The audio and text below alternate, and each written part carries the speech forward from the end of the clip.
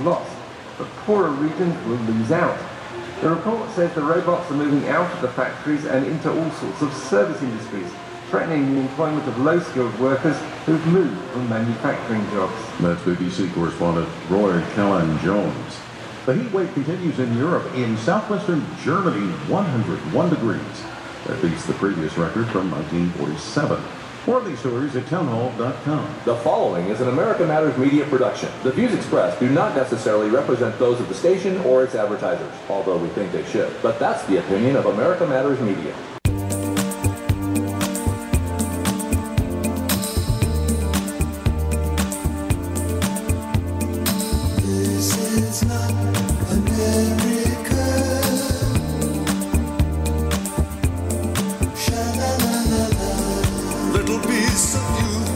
Hello and welcome back to Talking Truth to Power, Nevada's Freedom Talk Radio. I am your host, Brendan Trainor, and my co-host, Leland Faegre, here to discuss the events of the past week. And it's been quite a week, as you can recall, Leland, and although it's a beautiful June day again, we must pay homage to the summer. Summer's been nice so far. No smoke from fires from the west or anything like that. So yes. Yeah, it has been a very nice summer so far. All right. So the week has been dominated by the game of drones being played out against Iran in the Middle East, with Donald Trump and his dragons threatening the B team. The B team, yes. And Iran has mentioned this phrase a few times, the B team. And do you know who they are? Who is the B team? Are you asking our listeners? Or well, yeah, if anybody wants to call in. I'm thinking Netanyahu might be one. Bibi, yeah. John might be another. John Bolton, that's a B. And what were the other two? Well, the other two are the king of the heir apparent to Kingdom of Saudi Arabia, Mohammed bin MBS, Mohammed bin Salman, yes. Salman, yeah. And the other one is lesser known, but he's supposed to be best friends with Jared Kushner, and that's Mohammed bin Zayed, who is the king of the United Arab Emirates. My favorite. He's my favorite on the B team. So, of course, we all know what happened, and the Iranians shot down a drone, and they are insisting that it was over their territory. The U.S. is insisting it was over international waters, which is interesting because some people say that even if it was over international waters, that only applies to the surface traffic on the water, and it doesn't apply to the airspace, but that's another story. And then the Russians have backed up the Iranians, and they have put out their own coordinates, which purport to show that it was over their territory.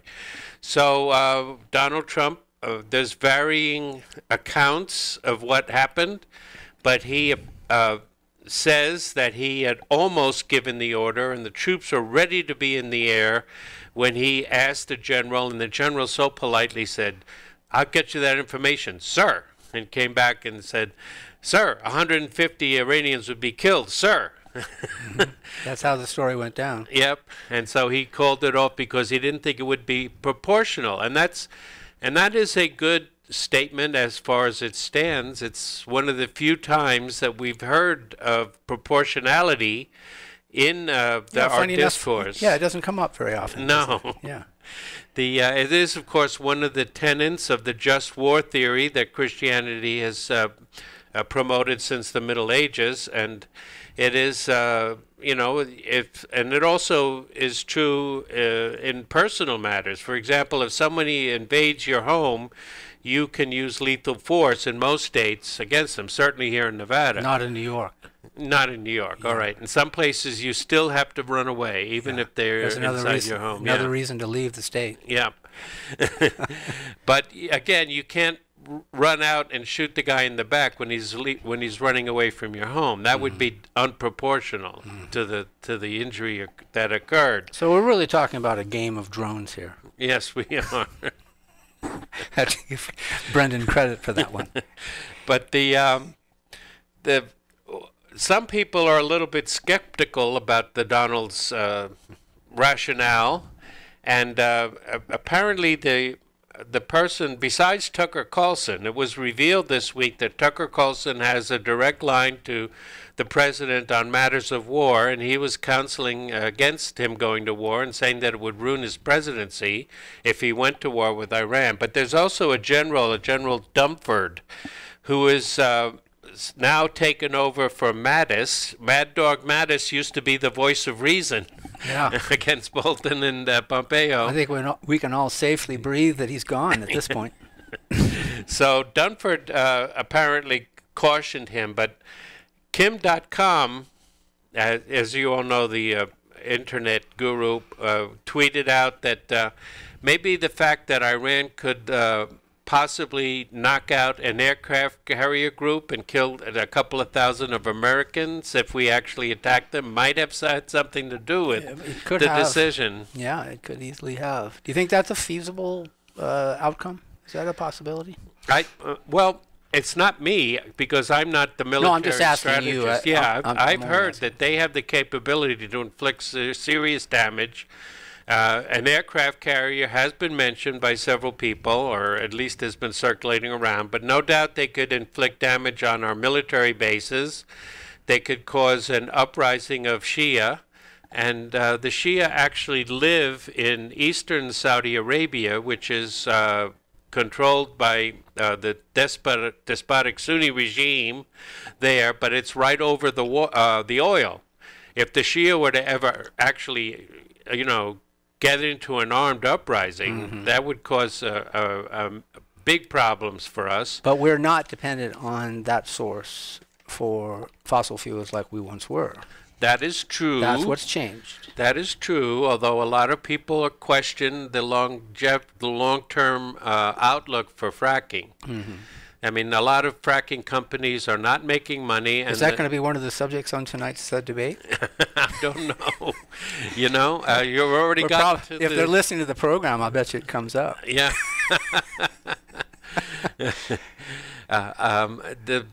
The price of oil, there's no doubt that Saudi Arabia itself would also like the price of oil to go up, and that's why they're getting together with Russia to try and form OPEC 2.0 and try to raise the price of oil up somewhat. They are having trouble keeping the base rate up. Yes. It's been quite a roller coaster over the past year. Yes, it is. It has. And since they are so dependent on it and dependent on paying their people in order to keep them from being restless, that it does have it certainly does have an effect on the geopolitics in the region. And while we can claim that, well, we'll talk more when we get back from the break.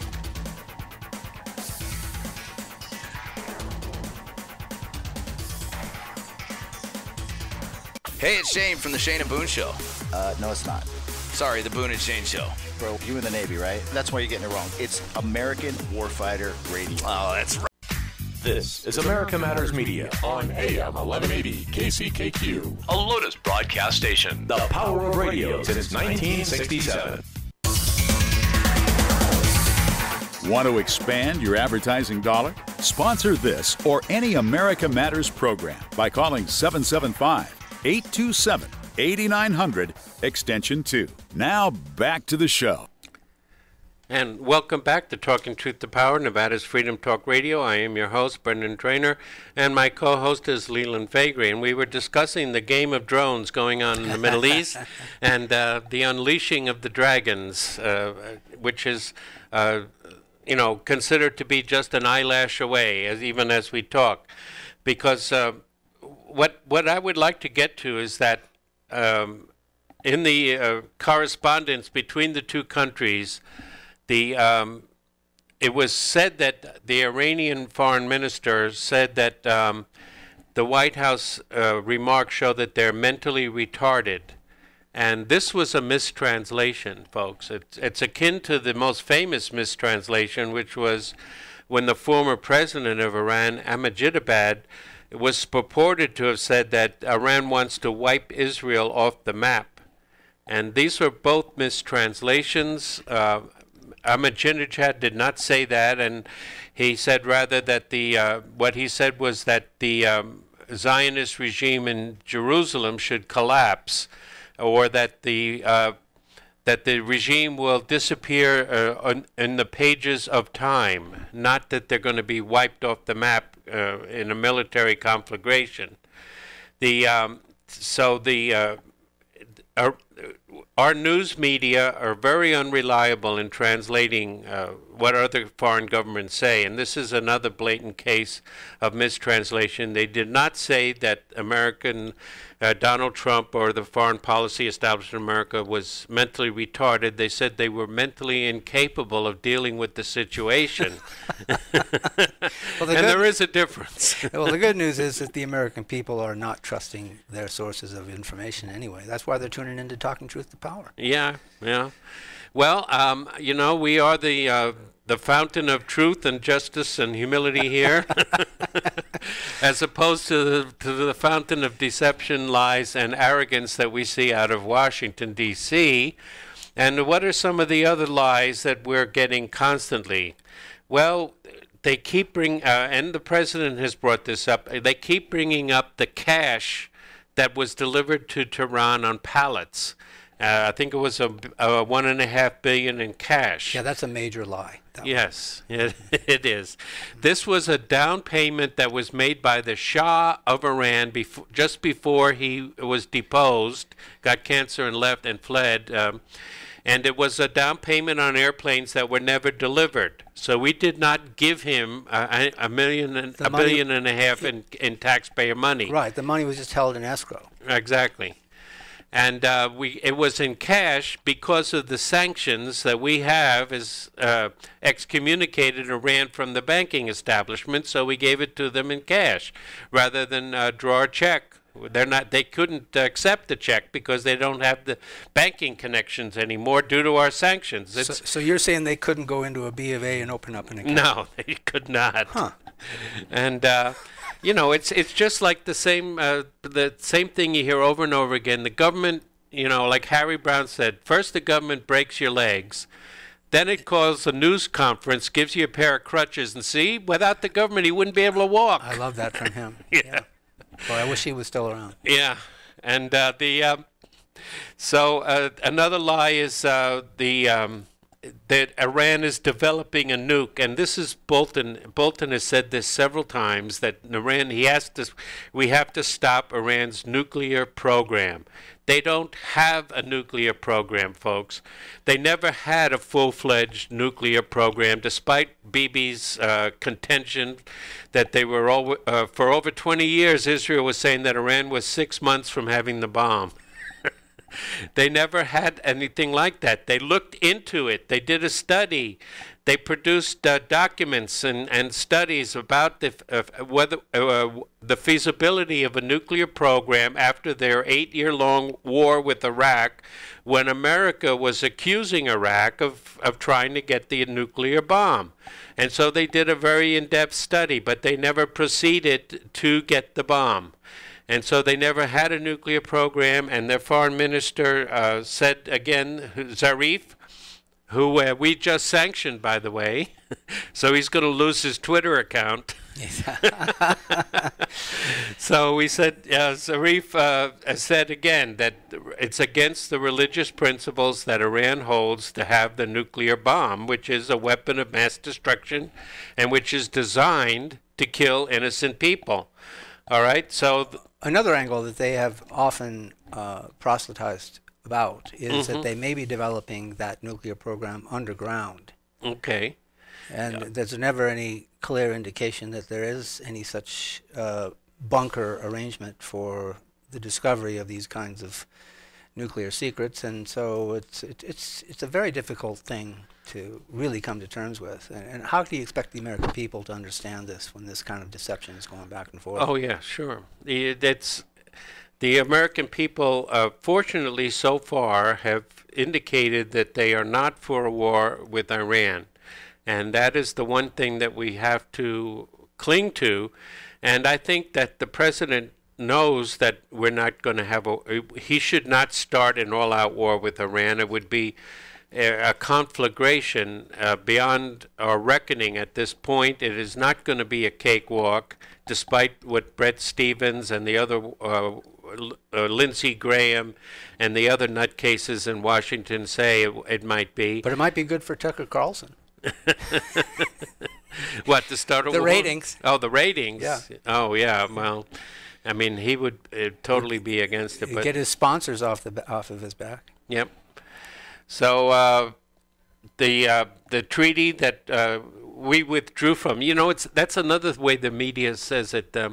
See, we simply withdrew from the treaty, but Iran violates the treaty by its threat to enrich its uranium somewhat, if in an attempt to get Europe to back up its words with deeds and actually try to figure out a way to trade with them. You see, I think there's a desk in Langley somewhere with a guy who's thinking of this stuff all the time.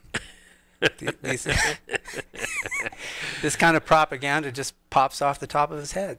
Well, yeah, I mean, they have a direct line to the Council on Foreign Relations and any other Chatham House organization. Now you're sounding like a conspirator. I know. If I ever heard one. Yeah, I know. But that's another reason to get into a slightly different topic is our acting Defense Secretary, Shanahan. Well, before we leave that subject, there's breaking news out of Israel that they are experiencing unexplained GPS disruptions this morning in its airspace. So, that could be Iran. Oh, it has to be. Who else could it be? It must be Iran. The announcement by the Israeli Airport Authority followed a report on Tuesday by the International Federation of Airline Pilots that many pilots had lost satellite signals from their GPS system around Tel Aviv's Ben Gurion Airport. So there you go. That puts a bow on the segment. But you wanted to go back into the... Well, what I wanted to make the point is that, speaking of a pipeline, that's exactly what's happening. It's very similar to the Cheney pipeline leading up to the Iraq War, where Doug Feith was the point person for that inside the bowels of the so-called intelligence community. Well, those were the Jewish neocons. Yeah, where they were stovepiping only data that fit the data that fit the narrative. They would be there welcoming us and all that stuff, that followed. And it wasn't, I mean, there was a large litany of people in that league that were telling us how easy this cakewalk was going to be in Iraq. I guess we all know better now. Yeah. But another thing we want to blame Iran for is the IEDs that they helped the Iraqis get to resist the cakewalk. So in other words, again, we have the break your legs and then say without us you couldn't walk. We have that same scenario. First we do an immoral and unconstitutional invasion of a foreign country, and then when they because of our overwhelming military superiority, they use asymmetrical means to fight back. We blame them as terrorists. We call them terrorists and blame them for using the means at their disposal to fight for their national freedom. Did I mention I wish that Harry Brown was still around? God, he really was great, wasn't he? Yeah, he could come up with a phrase. He was great for the Libertarian Party. Yep. We haven't had anybody like that since, and boy, something else. Really missed. Well, and I'm not going to miss this this potential conflagration in the Middle East. I just wish that we would get out of it, but we're digging in our heels, and we have no intention of negotiating with them. That's another canard. The door's open. No preconditions. Yes, there are preconditions. As soon as somebody says no preconditions, somebody else like Pompeo comes out and says, well, you have to give up your ballistic missiles, which are conventional missiles. You have to stop supporting your allies like Hezbollah and the people in the Palestinians. Or we're going to starve you back to the Stone Age. Yeah, exactly. Yeah, so you have to give up, surrender first, then we'll negotiate. Yeah. That's the terms, without preconditions. Well, this is the arrangement, and let's just pull the drapes off of this and just say it like it is, and that is that Israel is to be the the hegemon for the region, for the Arabian Peninsula, and that's the design here. It's clearly about what it's all about. And Iran is in its way. Yeah. I mean, Iran is, I don't know whether Iran wants to be a hegemon. They just want to have security. Iran has not invaded any country for at least a century. They have not aggressively attacked anybody, and yet we are portraying Iran as the aggressor in this scenario, and it's just wrong. Well, it is, and we hope you stay with us into the next segment. By the way, what are we going to talk about in the next segment? Well, I don't know. Ready for a live game of Clue? For nearly 30 years, Funtime Theaters held private... Bet he can't say that in reverse. This is America Matters Media on AM 1180 KCKQ. A Lotus broadcast station. The power of radio since 1967. Unable to listen to the whole show? A recording of today's program will be available later today. Visit americamatters.us and click on the podcast link. Now back to the show. Hey, welcome back to Talking Truth to Power, Nevada's Freedom Talk Radio. I'm your host, Brendan Trainor, and our co-host is Leland Faegre. And we'd like to give a shout-out to our main sponsor, Reno Computer Services. Reno Computer Services is Reno's expert in computer repair, virus removal, data recovery, and they specialize in a preventive approach that delivers reliable and secure PC performance. Call them now at 775-737-4400 or www.renocomputerservices.com. It's good to know they're there, isn't it? Yep. And we were talking about foreign policy, and what we're talking about here is maximum pressure that Trump is trying to put on Iran. But let's examine some of these other countries that we are seeing maximum pressure applied to and whether it's really working out or not. Was that a rhetorical question? Yes. I think of Venezuela. Venezuela, yes. You know, the word bored has appeared as far as what Trump thinks about Venezuela. Well, he's also bored about the upcoming debate tonight, but that's in the next segment. So, yes. We'll tease you with that one. So why is Donald bored with Venezuela? Well, actually, the public support for Maduro in the polls has actually increased since he applied maximum pressure. And then a Russian military plane just landed in Venezuela, and a Russian naval cruiser docked in Havana. And we haven't heard a word from the administration, although I'm sure John Bolton is just fuming. The smoke is coming out of his ears. I'm sure it is, yeah. It's not a real good return on equity that we've experienced in Venezuela, to be sure. And how it appears is that the neocon league that is on one side of it, so he acknowledged that the other day. Trump acknowledged that, you know, he's in the middle. He's got his doves on one side and he's got his hawks on the other. We know who he's talking about. Yeah, exactly. I'm not sure who the doves are. He's probably the only dove up there. But the reality is that these are the pressures that he's experiencing. Yeah. Well, one dove that has been mentioned is this General Dunlop. Yeah. But he's going to resign in September, and he didn't do much about stopping the war in Afghanistan, which the Pentagon is somewhat invested in. But the Pentagon is generally leery about losing troops. They like to talk about war, they like to prepare for war, but they don't actually like to fight wars. We just lost 2 more in Afghanistan. Yeah. Since the start of the year. So it's up to 9 now. Now, are you suggesting that Shanahan is one of those doves as well? Well, I don't know if he was a dove so much as he was outboxed by Pompeo and Bolton. Mm-hmm. Not his wife. Yeah, well, he never got a real hearing on that and probably didn't want to, but no. A lot of people are saying that his wife was absolutely nuts, and he was just defending his family, and if it ever came to a hearing, I think that it would be that truth would come out. And it looked like it was about to when he left. Yes. But he actually probably left because he was just being shunted away into a corner by Bolton and Pompeo.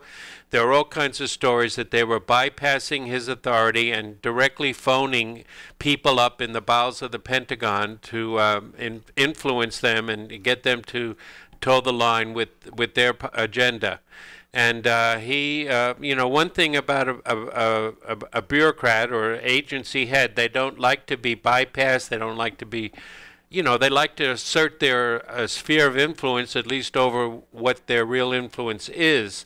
And he just didn't see a future for him in the current makeup of the cabinet. It's crowded out. Yes.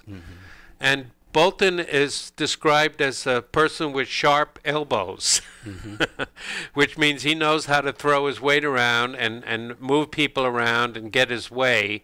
And both he and Pompeo, the former Secretary of State Tillerson was attacked for letting the State Department kind of wither away and not really care about the bureaucracy so much.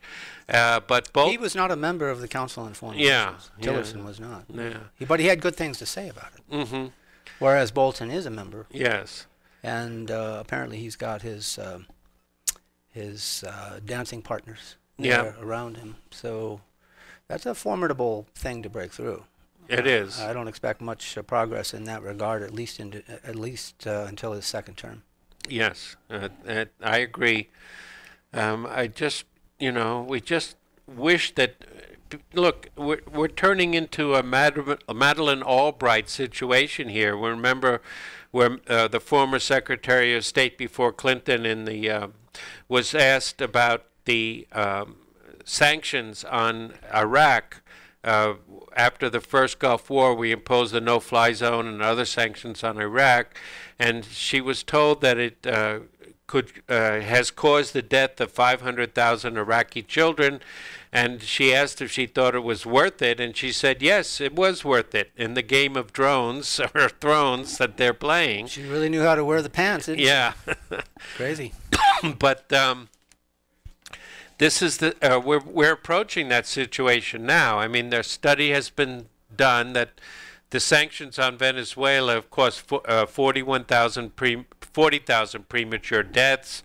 Nobody has done a study on Iran yet, and it's a kind of a closed society, so I don't know if they will, but surely tens of thousands of people are going to die from lack of medicine, for lack of foodstuffs, and children and the elderly especially. That is typically the effect of sanctions that countries are faced with when we project that kind of onslaught of warfare. Basically, it's an act of war.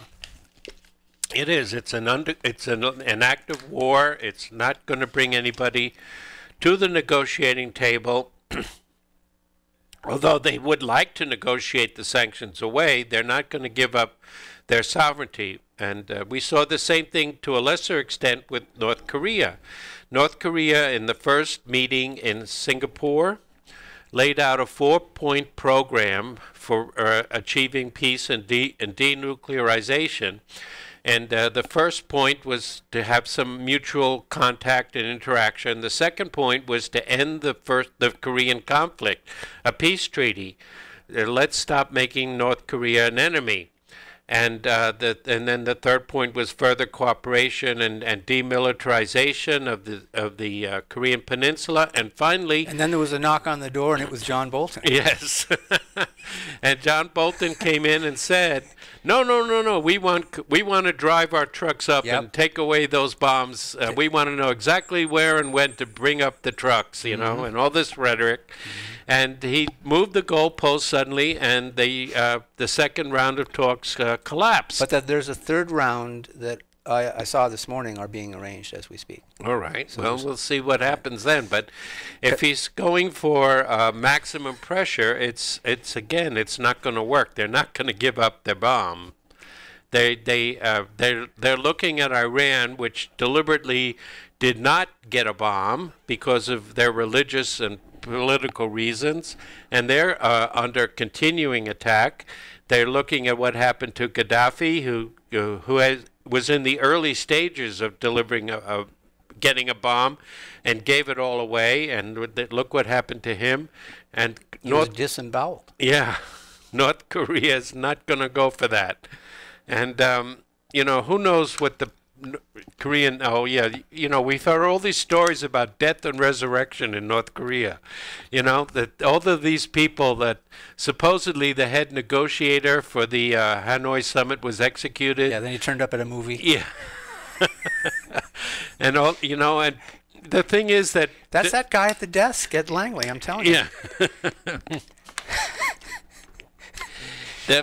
The people are paid six figures to defectors from North Korea are paid up to six figures to concoct stories about the atrocities committed in North Korea. And I'm sure there are some. It's a totalitarian communist country. But, we put them to good use. Yes, we sure do. Yeah. Going back to our discussion of the Pan-Arabian situation, it looks like Netanyahu has now an opponent in the upcoming election. Former ex-prime minister Barak, is B-A-R-A-K. I forget how you pronounce that. Okay, Barak, I would think. Barak, yeah. So he has an opponent now, but as we're coming up on a segment break here, but did you want to go further into Venezuela, or how did you want to get us out of this segment here? Well, Venezuela is not going to collapse overnight either, but their people are suffering because of the sanctions. And are there anybody left there? Yeah, there's quite a few people left, and more of them are supporting Maduro just because he stands firm against the Yankee imperialists. The people of Latin America, and with pretty good reason, have been getting elected denouncing the Yankee imperialists for generations, and that's not going to stop, and we're just playing into their hands. And what about Bolsonaro? Well, he's Bannon's boy, right? He's but he's the Donald Trump of Brazil. Yeah, he has now dispatched a emissary to China to try and work out trade deals with China to circumvent the sanctions and to sell more soybeans and so on to China. And at the meantime, he's bad-mouthing Russia for some reason. Apparently, his job is, the Brazilian's job at the moment, is to try and drive a wedge between Russia and China, but good luck with that. It's not going to happen. No. Putin and Xi are BFF, and they just had a 3-day visit together where they took in the scenery in Russia. And they need each other right now. Yeah, they do. Yeah. Well, don't go away. Stay with us. We're talking to Victor from Precision Diamonds. Victor, I don't know anything about jewelry at all. I don't know anything about diamonds. To find out what's hot and happening, join Lady J for Smooth Jazz Tune-Up. Join me Saturdays, 10 to noon, here on America Matters. To join the conversation, call 844-790-TALK. That's 844-790-8255. Now, back to the show. Hello, and welcome back to Talking Truth to Power, Nevada's Freedom Talk Radio. I am your host, Brendan Trainor, and my co-host, Leland Faegre. And tonight's the night, Leland. Tonight's the I'm on the edge of my seat. We're going to get the first Democratic presidential debate tonight, and there are a whole bunch of candidates going to be, they have to do it in 2 nights because there's so many candidates. And Elizabeth Warren apparently has been given center stage. Tonight? Yeah. Is Biden on tonight, or is he tomorrow night? I can peruse the article. I'm just going through it real quickly here. But according to this, she has a chance to dominate. She has been surging in the polls. Yes. Our listening audience can't see my arms flailing, but when I think of Elizabeth Warren, it's just those arms going off somewhere. Yeah, I know. I feel like they're going to actually literally leave her. They're going to fall off of her. She is a capitalist, though. She doesn't want to destroy capitalism. She just wants to fix it. Yeah, and she's got a plan for everything. In fact, if you go to her website, you can buy a T-shirt that says Warren has a plan. Yeah. And I see from our pre-show discussions of reparations and concentration camps being front and center. Also, apparently, I heard Limbaugh coming in from Tahoe this morning, and there's a big green bus, real fancy coach-type bus outside the forum for this evening's debate, and it's painted green, and it says "Tax the Rich" on there. So that's the main, ultimate theme for them, I think. A lot of people get excited about that. Yeah. There aren't enough of them, folks. Redistribute the wealth. If you take all those 80 families and take every dollar they own and redistribute it, would last, what, 2 days, 3 days, something like that? I know. What can you do, though? The rich will always be with us. Isn't that what Jesus said? Or the poor will always be with us? And, you cannot enforce equality. Egalitarianism is a revolt against the natural order. It's not something that humans will ever have. And besides that, the income tax system, as you can read on my blog, www.nontaxpayersforronpaul.blogspot.com. Boy, there's a shameless blog. Plug. For is that the income tax does not purport to tax all the rich, only those rich who got their money from exploiting a federal privilege for profit. In other words, crony capitalistic rich, and the wealth, the money itself, their income is not taxed. It's only the privilege that is taxed, and the income is a measure of the amount of privilege they use to get the money. But that's a different story. Let's go back to... We've talked about that. Yeah, let's go back. Now, are you going to be watching this thing? I think so, yeah. I will. I am unabashedly rooting for Tulsi Gabbard to have some kind of influence on the nomination. I don't know how far she'll get, but I think that hers is the only voice on the left in the Democratic Party that I'm really interested in hearing. Oh yeah, no, I wouldn't mind seeing that part of it. Yeah. But I mean, I'm just wondering what's on the cartoon channel. Because that kind of political pablum, I just can't, I don't have the time and patience for it. I know you do. That's very important for the program and for those of you who are listening, but it's just intolerable for me. Yeah, I know. I turn it off too, believe me. I mean, I can only take so much of CNN and MSNBC without going back unless to it's Fox. Shepard Smith. And then Fox, yeah. And then I'm over on CNN. I'd rather get it from the real source. Yeah. Shepard is out there. So He's way out there, yes. Jesus. But then I go to the BBC, and I get a little bit more perspective from the BBC. Not much because... their prime minister, they need the trade deal that Trump is promising them. So if it comes to war in the Middle East, we know Britain will join, unless there is a real revolt like there was against Obama's You mean as our 51st state? Yes, our or 52nd? Well, our partner in the Anglo-American Zionist Empire. Right. Then they will join in. But some of those Atlantic Council guys are turning up on news programming lately. Have you seen that? Those guys have been in the shadows, but they're, I guess they'd rather have them out front than members of the CFR, which they don't prefer to label on the Chiron. So it's better to have the B team, so to speak. The other B team. The other B team. For those of you... Speaking of the B team, Buttigieg. Is he, what's going to be his... legacy here during the debates? The Democrats have formed a Polish firing squad, and they're shooting each other over their race. Who is the best friend for the blacks? And of course, the black candidates have the upper hand, so they are the ones that are going. Cory Booker, then. Yes. Yeah. Cory Booker has gained, I think, a little bit. Kamala Harris. He's the former American, Cory Booker. Yeah, the Spartacus. He's a piece of work, isn't he? Yeah, he jumped on every bandwagon, and any bandwagon that whiffs of racism, or fighting racism, he jumps on it right away. He's intense, though. He comes across as angry and quite intense, and for me, not genuine. It's an act for him.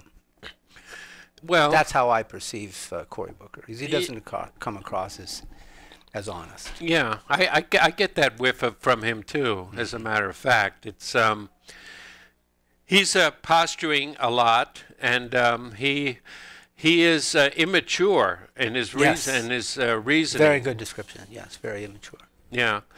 So, but the Buttigieg has been accused by the black spokespeople as being a technocrat, which is exactly what I called him months ago, that he's the American Macron or Trudeau from Canada. He's got a reputation as being someone who is aloof. Apparently he showed up at that town hall meeting, but he did not appear at the funeral for the person, the young person that was killed by the police. He was on the campaign stage somewhere. Yeah. He didn't come back. Yeah, for that. exactly. Yeah. So he met, when he comes back, he meets with the police, he meets with the other bureaucrats and council people, and he's not out on the street, he's not out pressing the flesh, he's not out feeling their pain like Bill Clinton would have. So he's got to overcome that if he wants to get anywhere fast. Yeah, it comes across a little sterile, I guess, for some.